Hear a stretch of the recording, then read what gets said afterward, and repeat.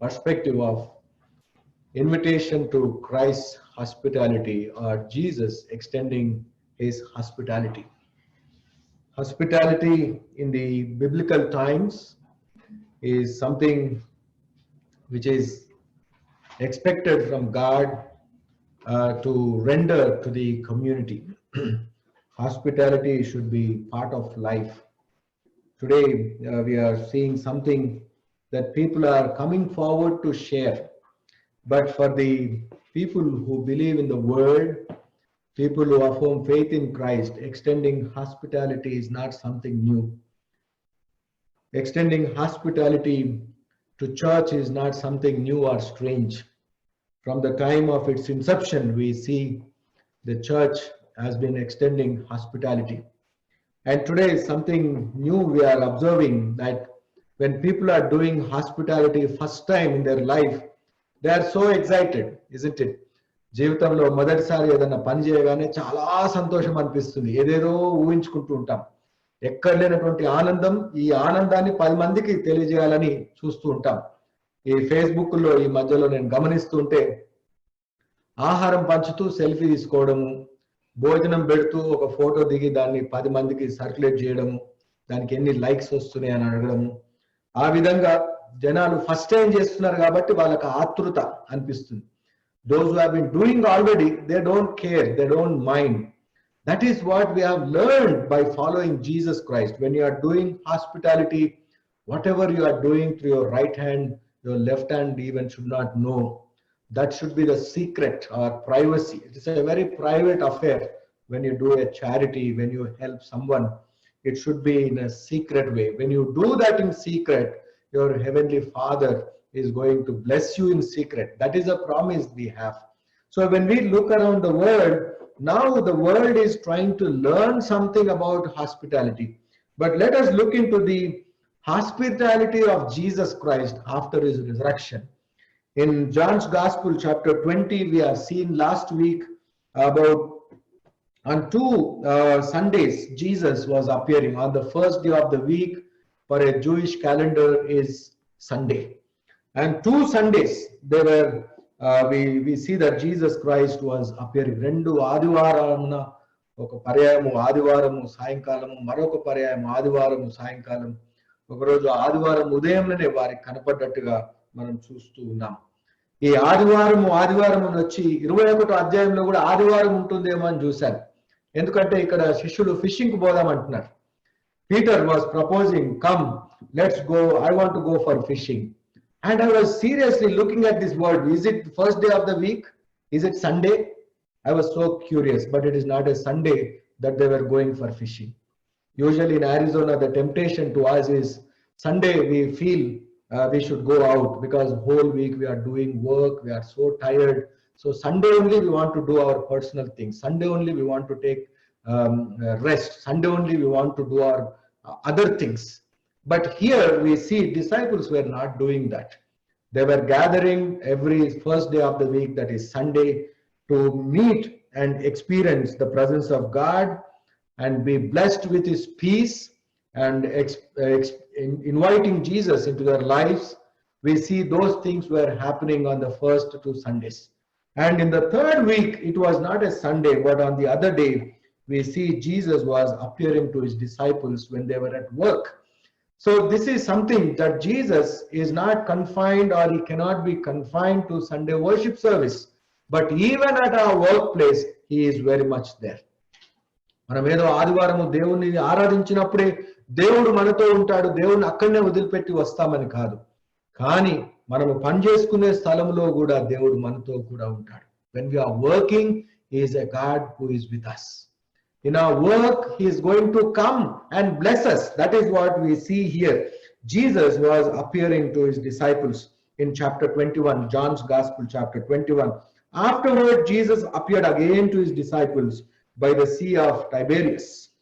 It happened this way. Simon Peter, Thomas called Didymus, Nathanael from Cana in Galilee, the sons of Zebedee, and 2 other disciples were together. These were more or less first called disciples. In Matthew Gospel, we come across that, sons of Zebedee. these two brothers, they were called. And Philip is another disciple, and Philip goes and tells Nathaniel that we have seen Messiah.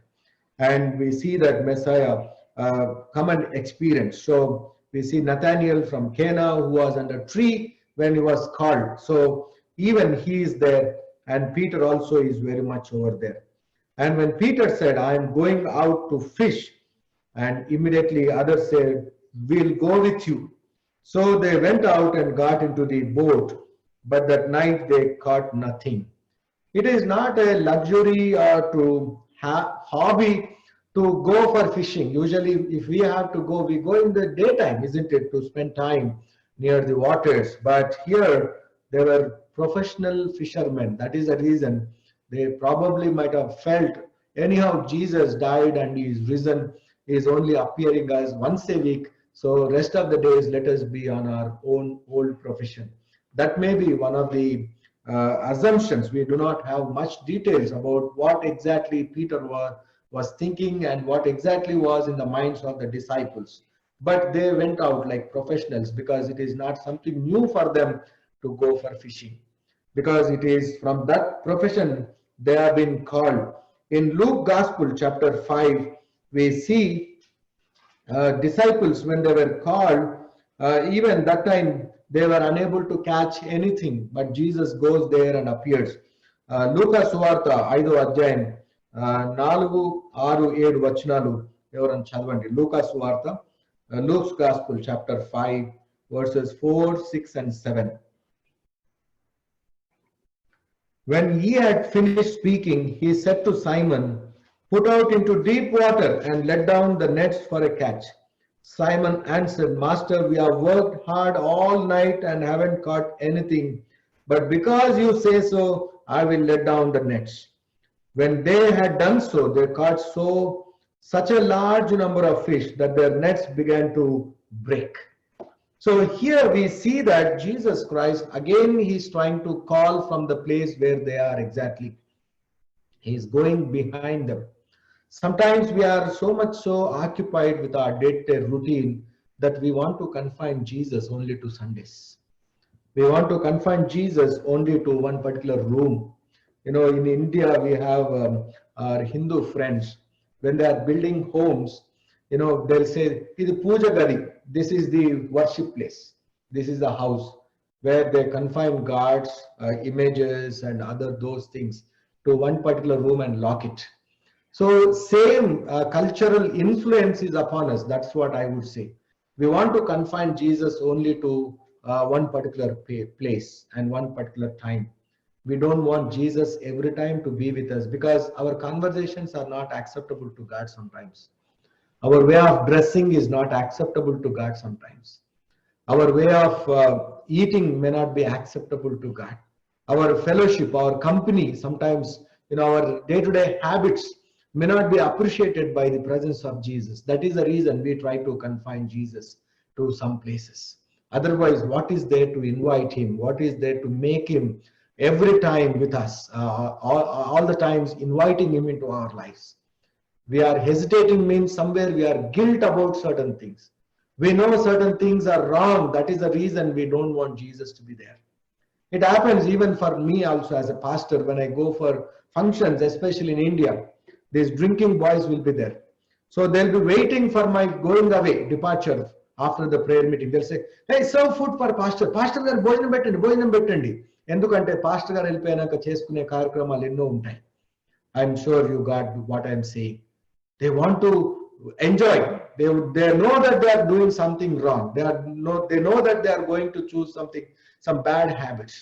And that is the reason they don't want a pastor there. Sometimes, they'll try to send away good people like that, or holy people like that. Even Jesus also, we try to say, Jesus, you better be on Sundays at church. You don't come with me. We know what we are up to.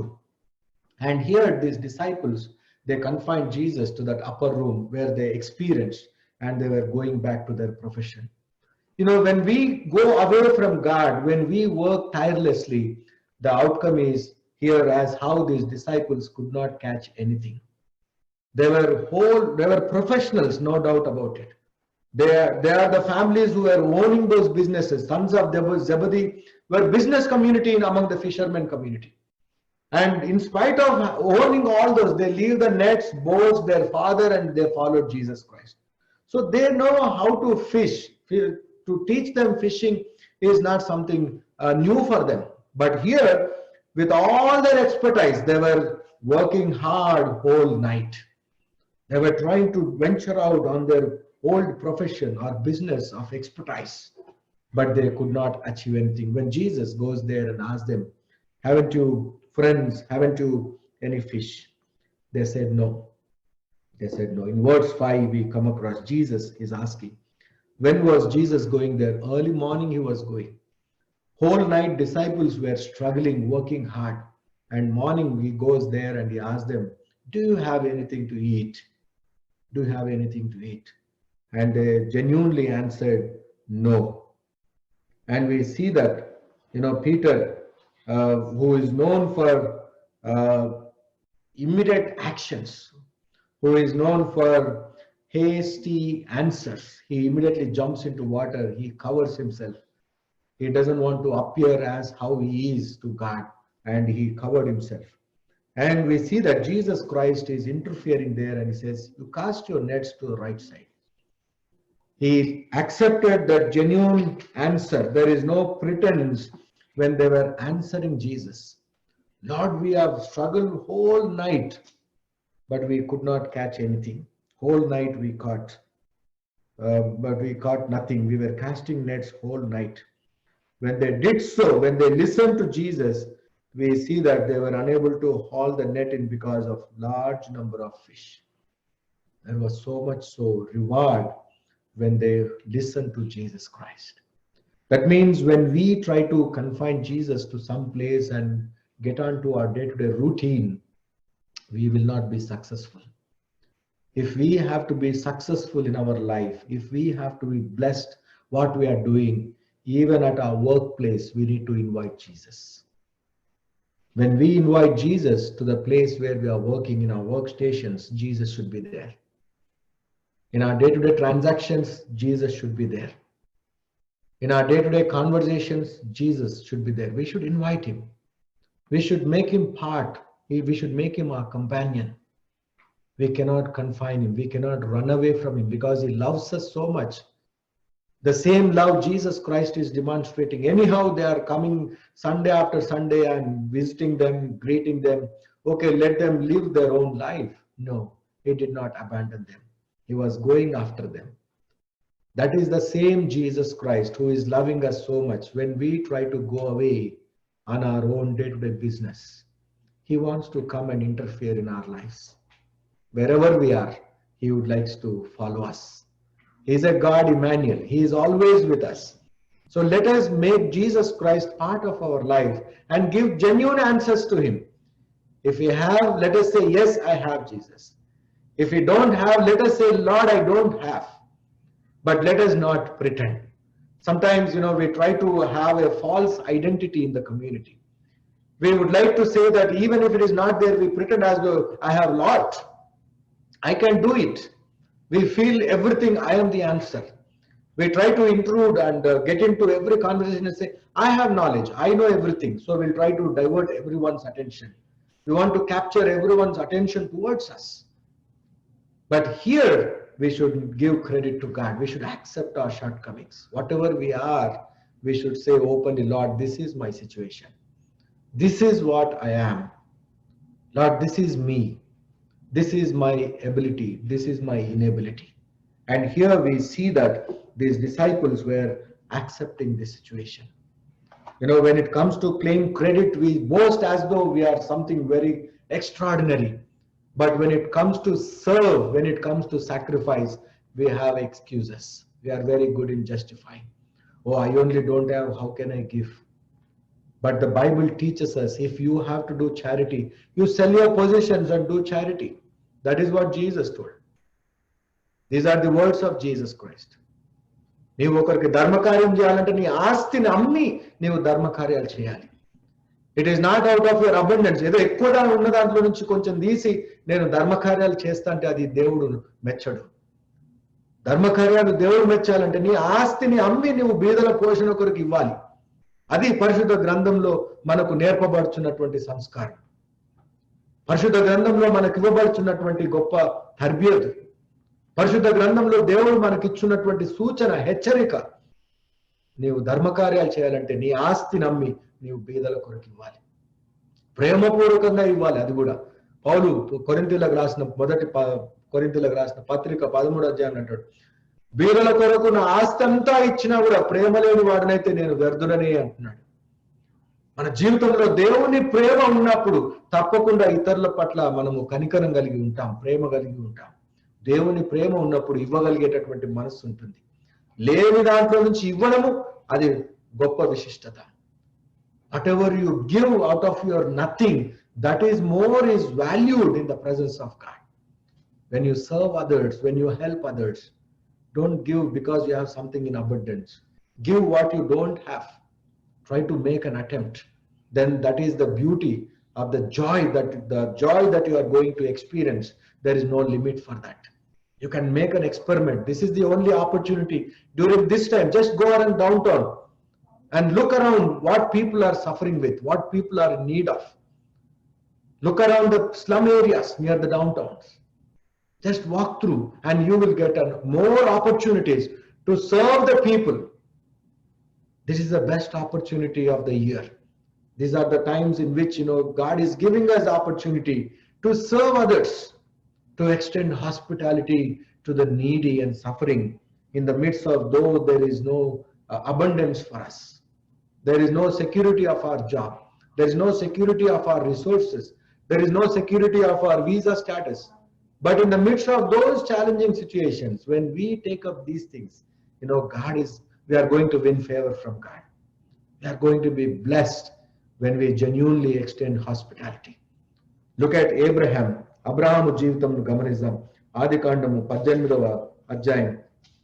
ఈ 18వ అధ్యాయం ముగ్గురు వ్యక్తులు వస్తున్నట్టుగా Abraham చూస్తున్నాడు. Abraham is seeing three people. When he was sitting there, he saw Lord, and then again when he has seen, he was able to see three visitors.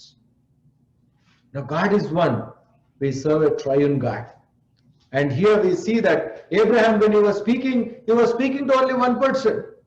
But when he's seeing, he's able to see three people. What a blessedness it is. He's able to see Father, Son, and Holy Spirit together. My dear brothers and sisters, did you ever experience this?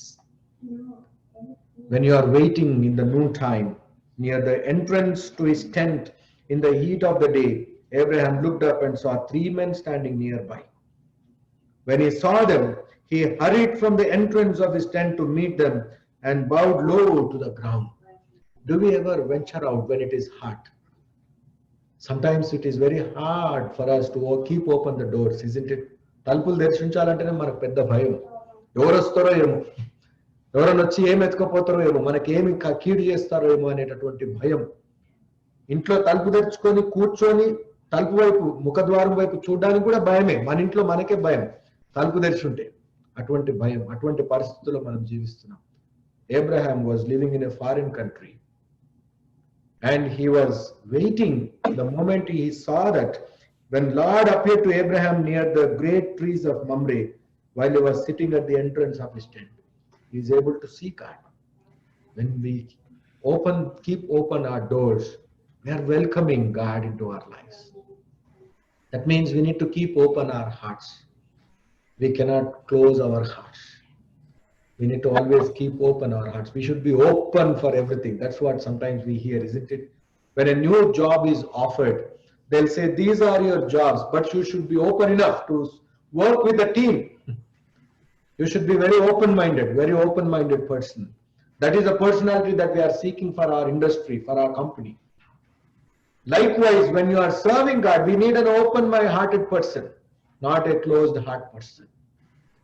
When you say that, yes, I'm a follower of Jesus, is your heart open to Jesus or not? Are you really keeping open the doors of your heart every day or not? Are you really prepared to hear the voice and immediately open the door? He's going to come and knock us. He's knocking our door every time. He is coming and giving us opportunities every time. He is trying to test us several times. He is trying to check our mind, our attitude several times in many ways. How are we responding? How are we responding? Are we really prepared to open our heart or not? Oh, if I open now, God may give some challenges. Let me not. Sometimes we say, we are not prepared, Lord. Maybe after 60 years, I will serve God.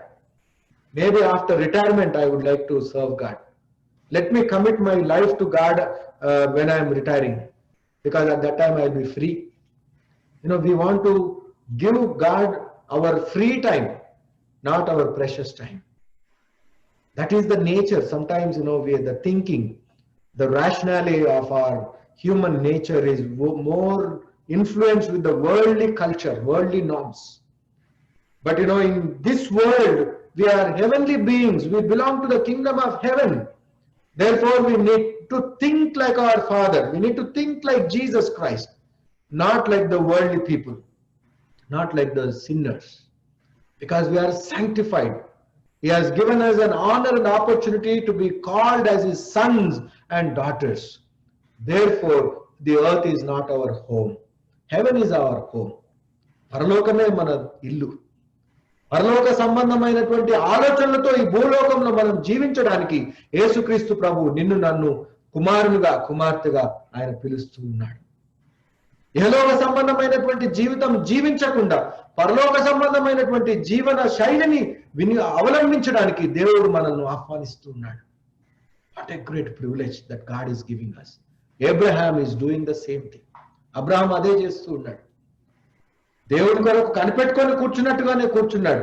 ముగ్గురు వ్యక్తులు రాగానే పరిగెత్తుకొని వెళ్తూ ఉన్నాడు. He is not even waiting for them to come and ask, but he is taking the opportunity to run to them. He is running to them and he is saying, please come. I see that you are very tired now. This time, this is a meal time. Therefore, please wash your feet. This is the water. Please come and join us. We would be delighted to serve you meal. Look at the heart. Look at the nature of Abraham.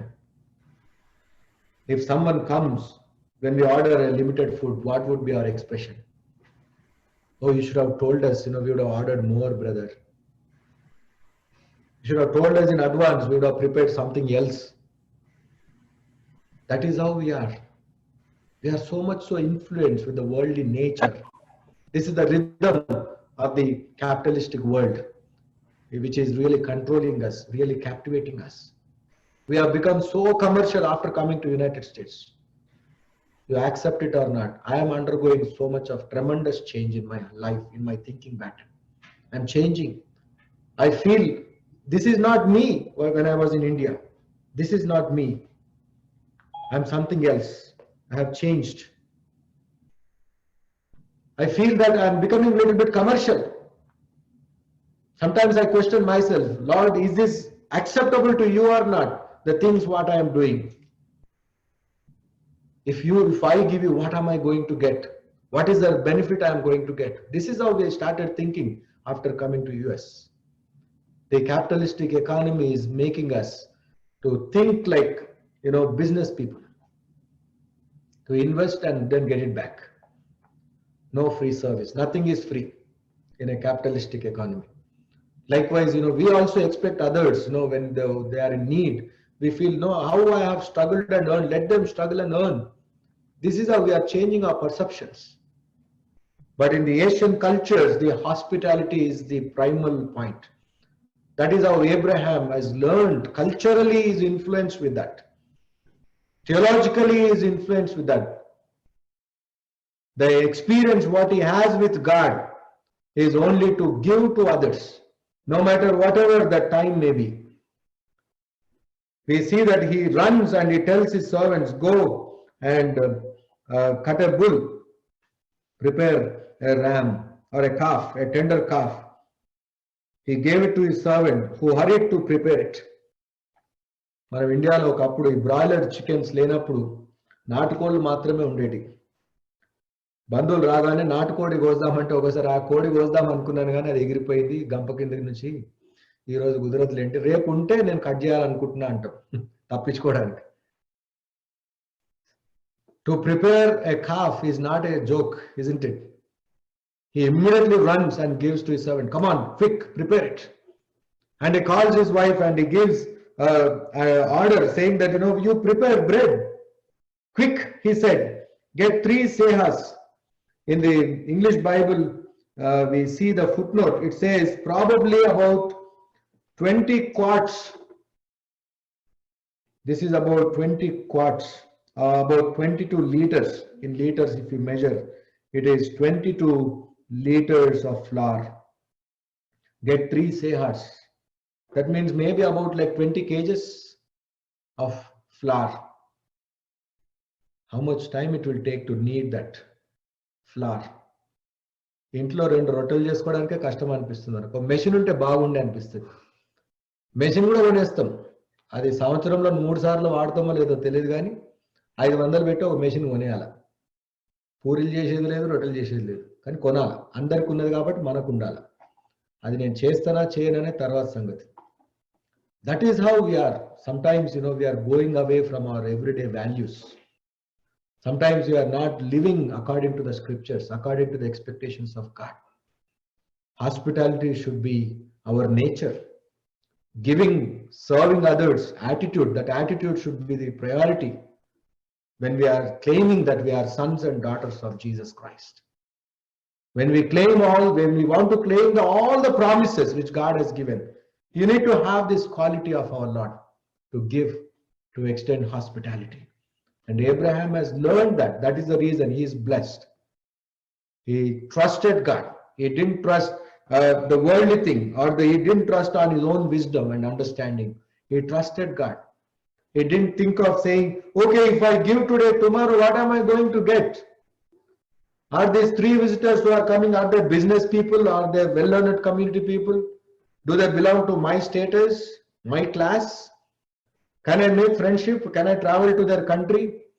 He is not expecting any favor in return. Without anticipating anything, he is hurrying his family members, his servants. Come on, quick. This is the word Abraham is using. Quick. In Telugu also we see Twaraga. Twaraga. We should be quick enough to serve others. That is what it means. It is not only about serving with food, but serving to the needs of the people. We should be quick enough to the needs. What people need, we need to give. It is not that what we think we will try to go and give. Sometimes, we have some kind of agenda. Okay, I want to give this, so we'll try to search for that kind of a person who fits into our category. Then only we'll try to help them. But here Abraham is not that person. He is acting according to the mind of God. We need to act according to the mind of God. Because we are on earth, but we are children of heaven.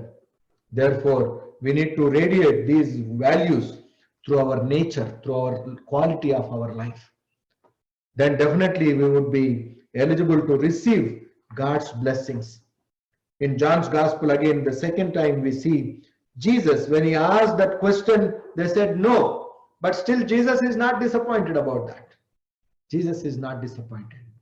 Disciples might have got frustrated, whole night working.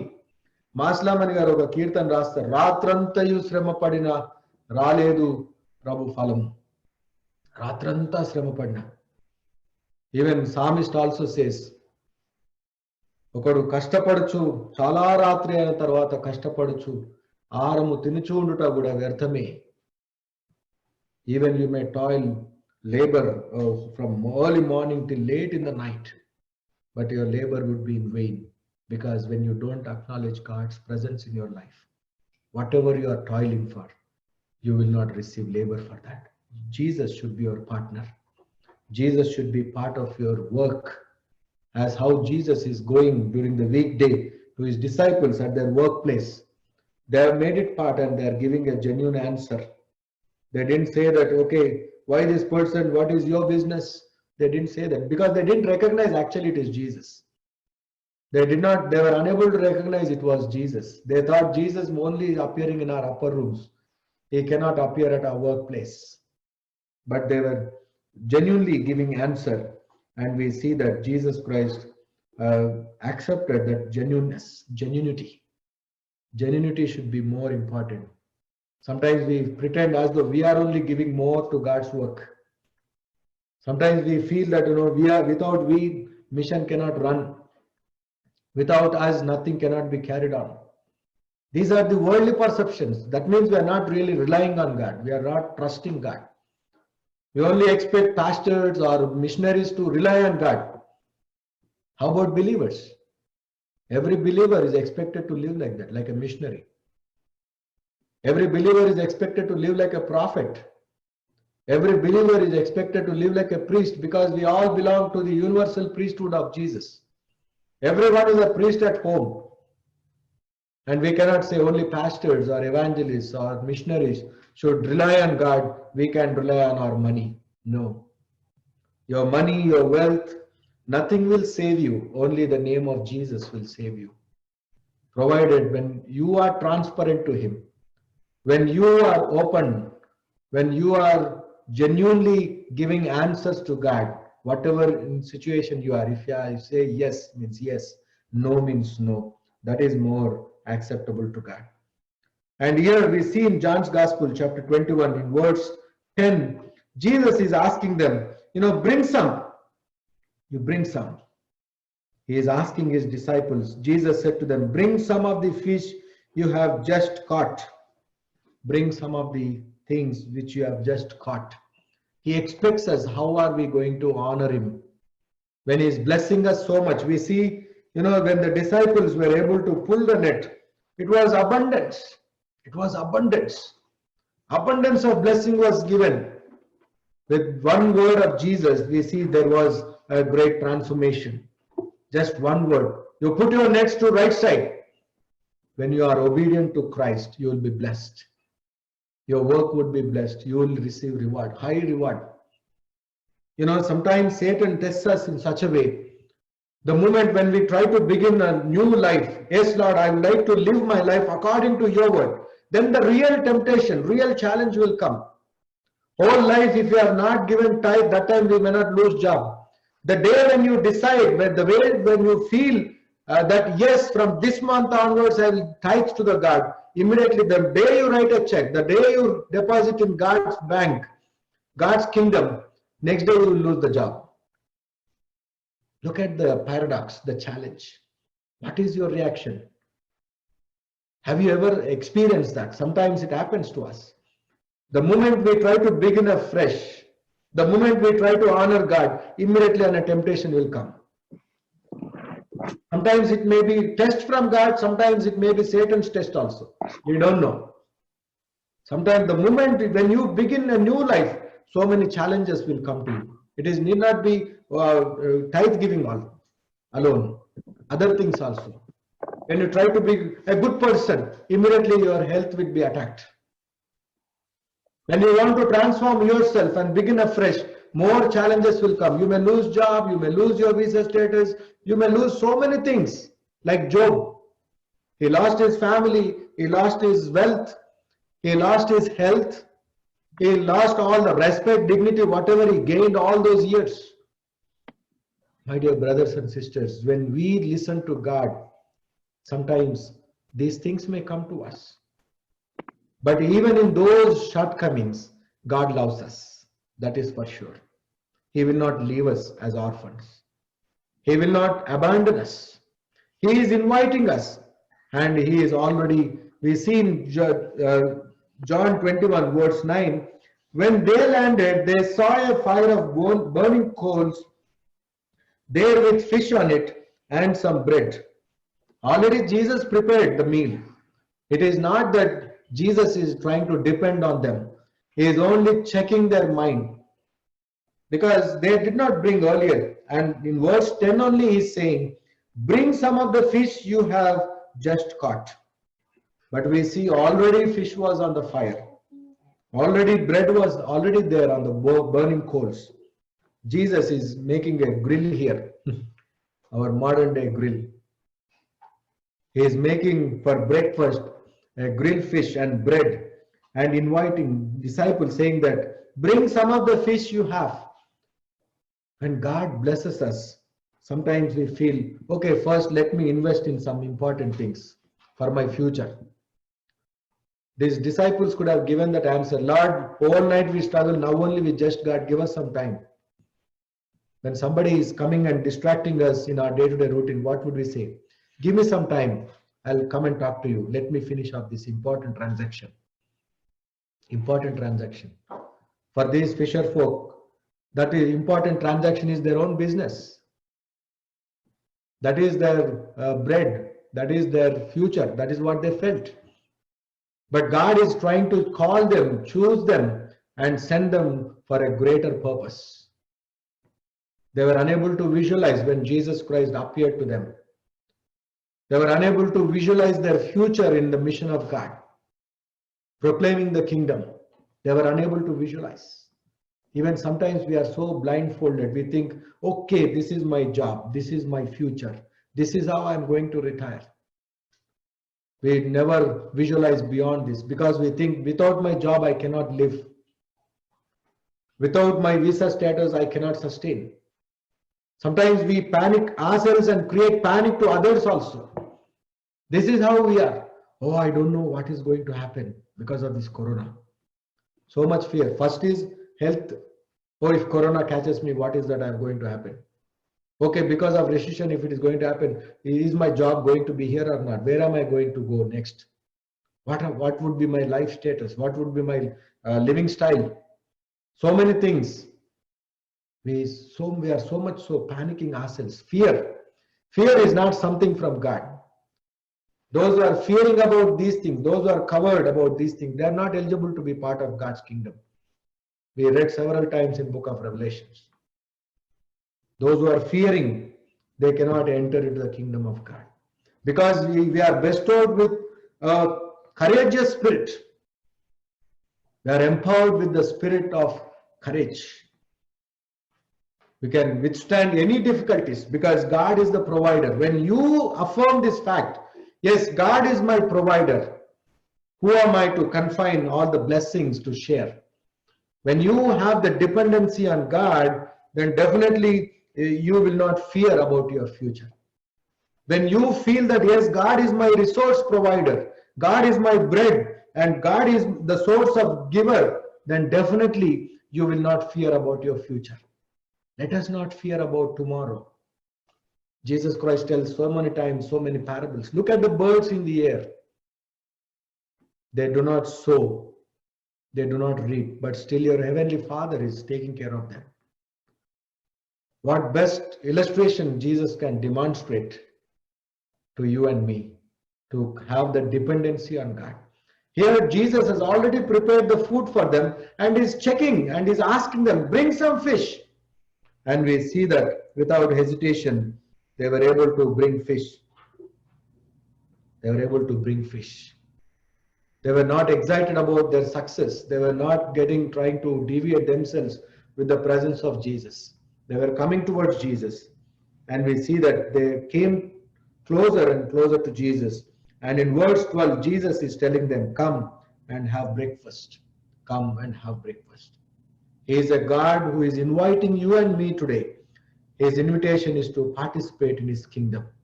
In John's Gospel, chapter 1, verse 39, యోహాను సువార్త మొదటి అధ్యాయం 39వ వచనంలో ఆయన శిష్యులను పిలుస్తూ ఉన్నాడు. రండి వచ్చి చూడండి. Lord, where are you living? Disciples were asking, Lord, where are you going to stay? You come and see. You come and see.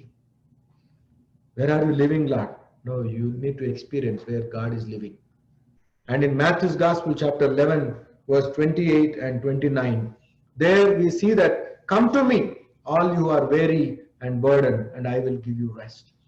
The Lord who is inviting for breakfast is inviting us to experience where he is living and is asking us to cast all the burdens upon him, and he is going to take care of those things. And in Mark Gospel, chapter 6, verse 31, there we see, come with me by yourself to a quiet place and get some rest. Jesus is inviting his disciples for a retreat. Come to a quiet place and rest with me. Participate in my rest. This quarantine is a time of rest, resting with God, resting and reviving ourselves with God as how the whole creation is also at rest now. Human beings have really made the whole creation restless. But now we see whole creation is resting. It's resting, it's within peace. The animal kingdom, the other creatures, the plant kingdom, everything is resting now. Just because God is able to quarantine us, the other kingdoms are in peace. Look at the ways in which God planned the creation. We are just a part of creation, but we have ruined the freedom of other creatures. We can see how it is possible when we rest. 6 days you toil, 7th day you rest. Come and rest with me means come and spend time in me. Then you will find rest. Jesus is inviting his disciples in Mark 6:31. Come with me by yourself to a quiet place and get some rest. Get some rest with Jesus Christ. And in Matthew Gospel chapter 25, Jesus Christ is giving invitation to the people who worked hard in his kingdom. Come, you who are blessed by my Father. Take your inheritance, the kingdom prepared for you since the creation of the world. సృష్టి ఆది నుంచి మీ కొరకు సిద్ధపరిచిన ఈ రాజ్యంలోనికి రండి. దేవుని యొక్క ఆహ్వానం. రండి. రండి, నేను ఎక్కడ ఉంటానో మీరు చూస్తారు. రండి, విశ్రాంతి నా యొద్దనే ఉన్నది. రండి, ఏకాంతమైనటువంటి స్థలంలో మనం గడుపుదాం. Jesus is inviting us. Here, the same Jesus has invited his disciples again. Come and have breakfast. Come and have breakfast. We should always acknowledge God is the source of our bread. He is the bread of life. He is the bread of life. In 1 Kings, we see Samuel, 1 Kings chapter 19, verse 6. There was a prophet by name Elijah, a great prophet. We all know how many miraculous and wondrous things he performed in the name of God. Such a person is so tired about his life. He is worried about his future. He is so much so emotionally, he was so much so tired running for his life. And there he was feeling threatened by Jezebel. And Elijah is going to take out his life. He doesn't want to live anymore. To such a man, we see God is providing food in the wilderness. Do you believe this? If you want to experience this, whatever is happening, whatever uncertainties which are happening in your life, maybe God is trying to teach you to depend more and more on him. Such a great prophet, Elijah. Let us look into 1 Kings chapter 19. Verses 4 onwards, I will read. While he himself went to a day's journey into the desert, he came to a broom tree, sat down under it and prayed that he must die. Praying that he must die. It's very strange. A powerful prophet is asking, Lord, let me die. Our prayer during this corona time is, Lord, let me live. Protect me. Protect my family. But look at this prophet. Very contrasting prayer, isn't it? A prayer. 4వ వచనం తెలుగులో చదువుతాను. తాను ఒక దిన ప్రయాణము అరణ్యంలోకి పోయి ఒక బదరీ వృక్షం కింద కూర్చుండి మరణాపేక్ష గలవాడై, యెహోవా, నా పితరుల కంటే నేను ఎక్కువ వాడను కాను, ఇంత మట్టుకు చాలును, నా ప్రాణము తీసుకోను అని ప్రార్థన చేశాను. ఎలీజా ప్రవక్త ఈ విధంగా ప్రార్థన చేస్తున్నాడు. ఏలియా ప్రవక్త. In English we call Elijah. He is fleeing for his life and he says, I can't run, Lord. I want to give up. Instead of dying in the hands of enemy, let me die in your presence. Take my life, Lord. Enough. That was his prayer. He is so tired of his life. And we see that when he was sleeping, angel is coming and touching him. It says in verse 6, he looked around and there by his head was a cake of bread baked over hot coal and a jar of water. He ate and drank and then again he lay down. And the angel of the Lord came back a second time and touched him and said, get up and eat, for the journey is too much for you. So he got up and ate and drank, strengthened by that food. He traveled 40 days and 40 nights until he reached Horeb, the mountain of God. There he went into a cave and spent that night. When we are tired, when we try to give up, when we sometimes say, Lord, whatever it is, enough, Lord. But he is the one who is the source of our sustenance. He will not abandon us because he wants to fulfill his plan in and through us. He has given us that ability. Sometimes we set aside those abilities. He has given us so much of talent, but we set aside those talents. He has given us so much of wisdom so that we can use for his kingdom, but we don't want to use our wisdom for his kingdom. He has bestowed upon us so many resources, but we don't want to use those resources for his glory and honor. We always want to receive blessings, but we don't want to do anything back. But here God doesn't need our hospitality. He is the source of provider. Look at the description about in John's gospel. Already there was coal, already there was fire, already there was bread and fish. But he's just asking them, bring some fish, bring some fish. What is that we are bringing into God's presence? Do we have that heart to give into God's presence? Bring into God's presence. Are we bringing the precious things? What kind of nature, what kind of mind do we have when we are bringing certain things into God's presence? Are we really coming and being partners in the kingdom of God or not? When we give up also, he will not let us go down, as how he provided Prophet Elijah with the food and water in the midst of that wilderness. And he strengthened him with that food so that the journey would continue. He wants you and me to continue in his mission, continue as his children, sons and daughters here in United States or wherever you are. He has a plan, he has a purpose. Let us not run away. Let us commit ourselves. Let us receive that invitation and gather around his table to experience Jesus' hospitality. May the good Lord continue to bless us and strengthen us and always respond to this beautiful invitation in our life and experience abundance of blessings in the days and years to come. In the name of the Father and of the Son and of the Holy Spirit. Amen.